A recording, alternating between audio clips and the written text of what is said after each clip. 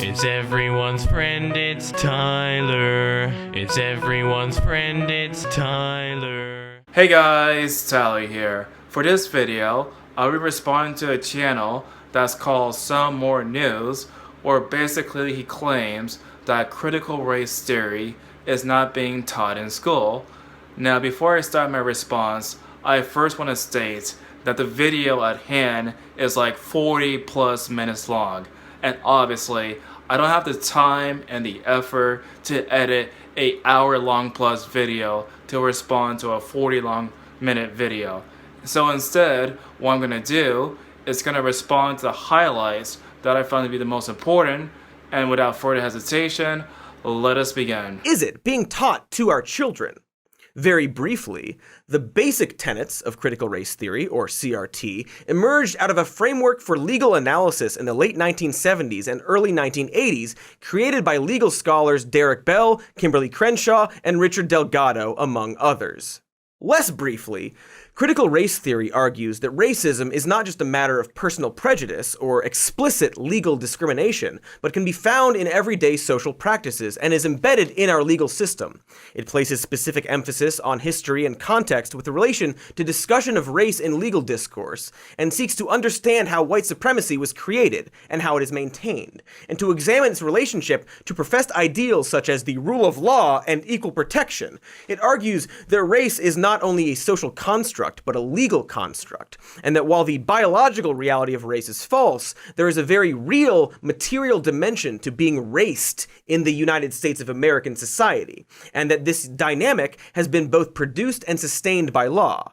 It finds fault with the ideal of color blindness, which ignores effects of centuries of documented racism, and instead embraces the notion of race consciousness. It uses concepts such as white privilege and intersectionality to better understand the dynamics of the social, material, and legal inequalities throughout our society. It aims to expose the racial dimensions to the meritocracy mythology. It is a political practice, a progressive activist movement, and an intellectual identity for scholars of color that takes the form of left intervention into race discourse and race intervention into left discourse that addresses the law's treatment of race from a self-consciously critical perspective. It believes that reform is required within the legal system itself, law schools and courtrooms. Critical race theory is not only concerned with understanding the ways in which our history of racist laws and social practices have created racial inequality, and how white supremacy is maintained within our society and through our legal system, but critical race theory is an intentional and explicit effort to change this dynamic. So, is this being taught to our elementary, middle school, and high school students? The short answer is nah. First and foremost, I first want to state that his definition of critical race theory is pretty much spot on, because he uses the definition as defined by the critical race theory's authors who wrote the original works that he actually referenced. And so for that effort, I do in fact want to acknowledge that that was actually a really good definition of critical race theory. Where I disagree is the fact that he claims that critical race theory is not being taught or applied in schools. And so here are some examples I'm going to show you guys.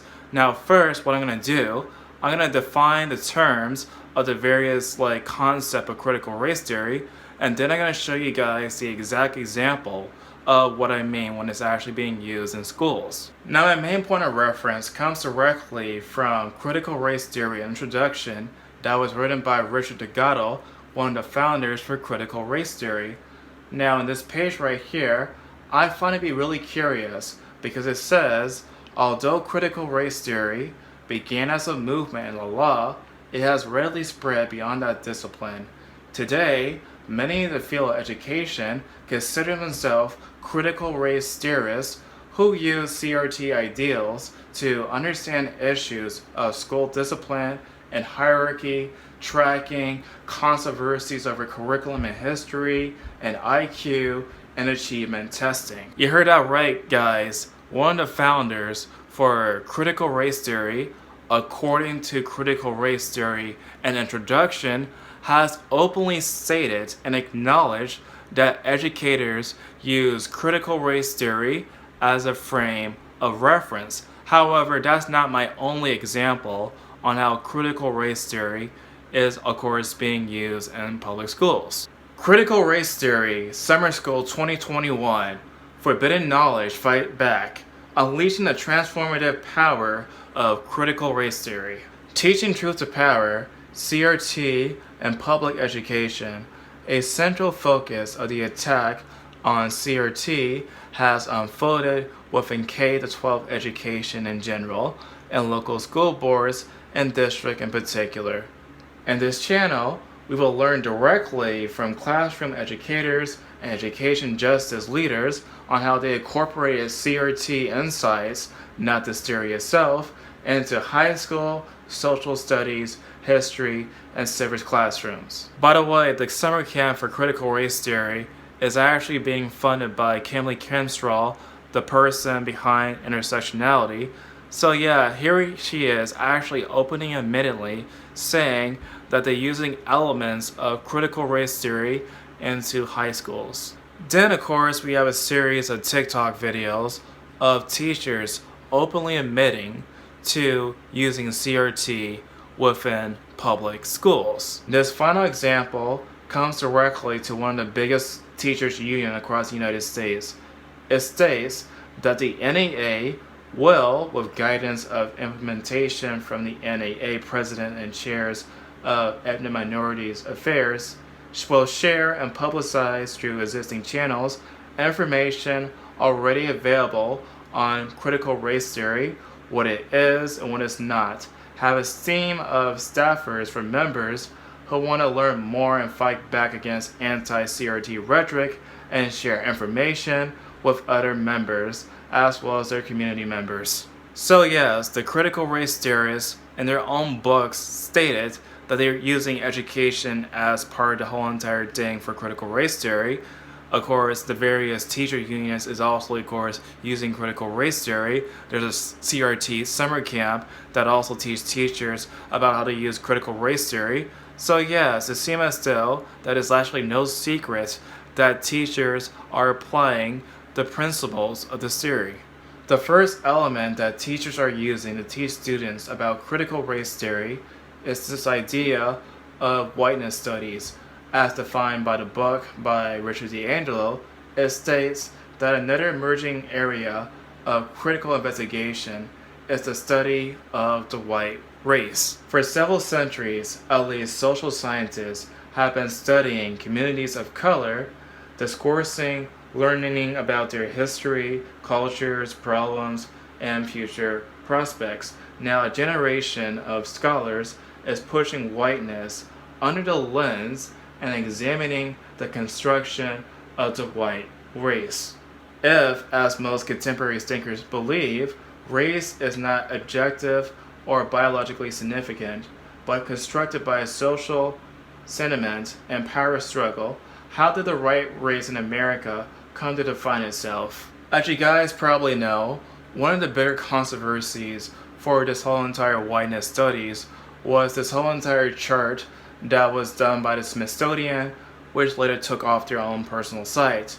It defines white dominant culture or whiteness as ways that white people and traditions, attitudes, and way of life have been normalized over time and are considered standard practice in the United States. And since white people still hold most of the institutional power in America, we all have internalized some aspects of white culture, including people of color. As you guys probably know, a lot of the stuff that is listed as whiteness includes stuff as individualism, the whole entire concept of time, and so on and so forth.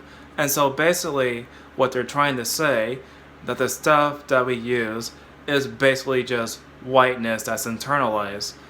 And it's just so weird to me, because I don't necessarily think that like a lot of the stuff that is actually listed is necessarily stuff that's for whiteness, because I'm pretty sure that most other cultures too embrace some of these ideas, like the whole entire concept of individualism and hard work active, and of course these other kind of stuff like the sciences have been embraced, I'm pretty sure, before Western civilizations. And so it's just so weird to me, at least, how all this stuff is listed as whiteness, yet for some strange reason did not consider for a fact that are actually, saying this is only white people's thing. That's pretty ironic to me. Now here we have a school right here that's happened more recently, back in like February 2021, that a school sent a chart to end the regime of whiteness. Now again, remember, they define whiteness as, of course, this sort of stuff like individualism, and so by wanting to end whiteness, they want to end all these sort of concepts that they consider to be white. Over here, we have a school which teaches children that whiteness has contact with the devil. One of the ideas within whiteness studies, of course, is the idea of white privilege. Now, white privilege refers to the merit of social advantages, benefits, and courtesies that come with being a member of the dominant race. Imagine a black man and a white man equally qualified being interviewed for the same position in the business. The interviewer is white. The white candidate feels more at ease with the interviewer because the social connections he enjoys as a member of the same group. The interviewer may ask the white candidate to play golf later, on the impression that few black people golf, and not wishing to offend, he may not invite the black candidate to play. This example becomes especially telling when one outsider that most corporate position of power, despite them inroads and still being held by whites. Here we have a clip right here of a student who went to some sort of school board meeting and claimed that she was actually called some sort of white privileged person just because of her skin color. I have been in counseling as long as I can remember because I was adopted from foster care at age 4. The things I have learned along the way are being challenged now when my science or math teacher is trying to teach me how to be emotionally. And why are they teaching me about sexuality and how to identify? I don't want to hear about sexuality during class in front of other students because that should be a private thing. This should be left in the homes and between students and counselors or one-on-one conversations. This has been a very traumatic part of my past, and the more the school focuses on sexuality, the more it affects me and my anxiety. It leaves confusion and frustration in my mind, and I don't know how to deal with that because they only focus on more content I feel hurt about. For example, I was told I have white privilege. How can a child born in an abusive drug and alcohol abuse home who lost her entire biological family that has experienced all forms of abuse and neglect be privileged? If you found a child at 15 months in a home with holes in the floor eating cat poop, would you consider them privileged? Just asking because when I was told that, I was so upset I cried myself to sleep. We have to stop the stereotypes and bitterness towards groups because it gets us nowhere but divided. Another aspect that is being applied to schools for critical race theory is the concept of intersectionality.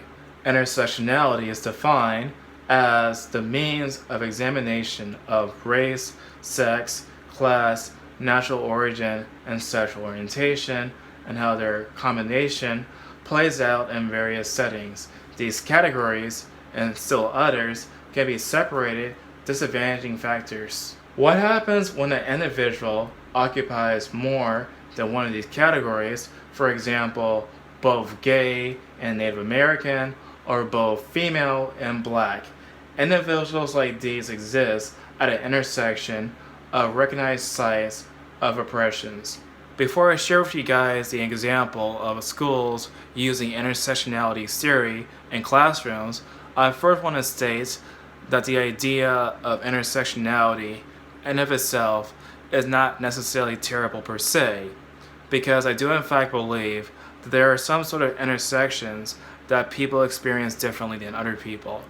For example, the fact that you're deaf or somebody cannot see is actually a different experience than somebody who's able-bodied, or that somebody who misses a limb have a way different experience in comparison to somebody who is not missing a limb. And so in that kind of sense, I do in fact believe that that kind of part of intersectionality is in fact true. What I don't like, however, is sometimes like they use this sort of idea of intersectionality to actually pit people to see who is more oppressed than the other just because they're female or just because they're a certain race. And so the example I have for you guys is actually some sort of, privilege walk where basically it pits the idea of intersectionality so that students can see who is more oppressed than the other. If you or your family ever inherited money or property, take 2 steps forward if you came from a supportive family environment. Take 2 steps forward if your parents were never laid off or unemployed not by choice. Take 2 steps forward if your ancestors were not forced to come to the United States. Take 2 steps forward if you grew up without or with a father figure in the home. Now, the worst thing that is actually being applied recently for critical race theory is literally separatism, an emerging strand within CRT holds that people of color can best promote their interests through separatism of the American mainstream. Some believe that preserving diversity and separatism will benefit all and not just groups of people. Now, this news clip, and I shit you guys not, is going to show you that a black principal has applied this sort of CRT idea of black separatism in the school by basically separating the white students from the black students. We've lost sleep trying to figure out, why would a person do this? Kyla Posey says she was stunned when she learned about classes segregated by race at Mary Lynn Elementary last year, a practice she says was put in place and condoned by Principal Sharon Briscoe. First, it was just disbelief that I was having this conversation in 2020 with a person that looks just like me, a black woman. It's segregating classrooms. You cannot segregate classrooms. You can't do it. Posey says she found out the school was putting black students in 2 separate classes with 2 separate teachers. The white kids were placed in 6 classes with 6 different teachers. The parent says she found this out when she let Briscoe know she wanted her child placed in the classroom of a teacher she thought would be a good fit. Posey says the principal said that wouldn't work. She said that that's not one of the black classes, and I immediately said, what does that mean? I was confused. I asked for more clarification. I was like, we have those in the school? And she proceeded to say that, yes, I have decided that I'm going to place all of the black students in 2 classes. Now, the final thing that is being applied at school for critical race theory is the rejection of colorblindness for the teachers. That is to say, they actually want the teachers to be trained to be more color conscious of the students. Now, I heard reports more recently that teachers are deciding to lower the grading standards for minorities just because they happen to be minorities. I am not even joking.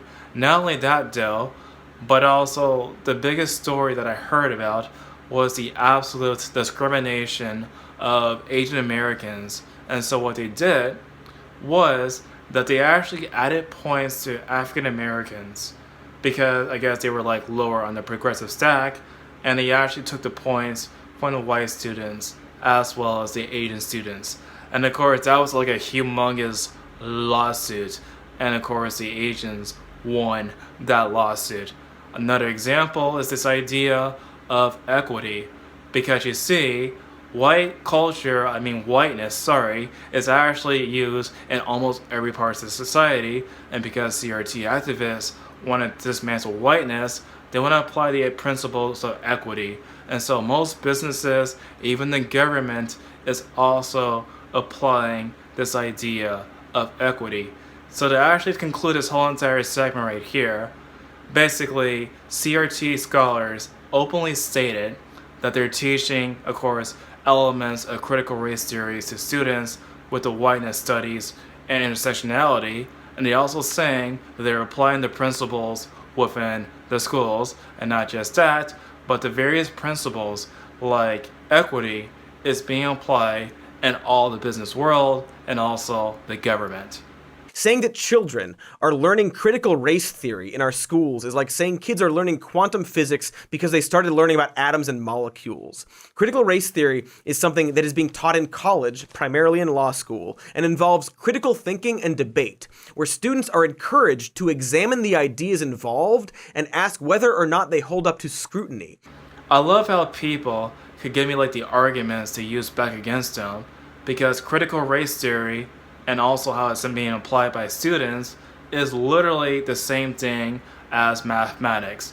You see, with mathematics, you can actually teach like the students like addition, subtraction, then you go to like division and multiplication and the higher math. And so the more and more and more math you teach them, the better they get at the higher math in colleges. Similarly, for critical race theory, of course, you're teaching the students the whiteness stuff, you're teaching them intersectionality and white privilege and all this sort of junk, and so more and more and more they get exposed to it. By the time you go to college, they would actually be a full ideologue. It actually makes perfect sense. I love how people can make this type of arguments for me. It makes it so much easier. Anyway, that's my personal response. CRT is being used at schools. Don't let anybody fool you to thinking that it's not being used in schools, because I have plenty of examples and plenty of citations for you guys to see after you watch this video. So what do you guys think? Tell me in the comment section down below, and as always, I'll see you guys in the next video. It's everyone's friend, it's Tyler. He's your only black friend, so he's your best black friend. I wouldn't trade him for another black friend, because black friends are rare, as you should be aware. He smiles like Richard Pryor, so just sit and stare. It's everyone's friend, it's Tyler. It's everyone's friend, it's Tyler. It's everyone's friend, it's Tyler.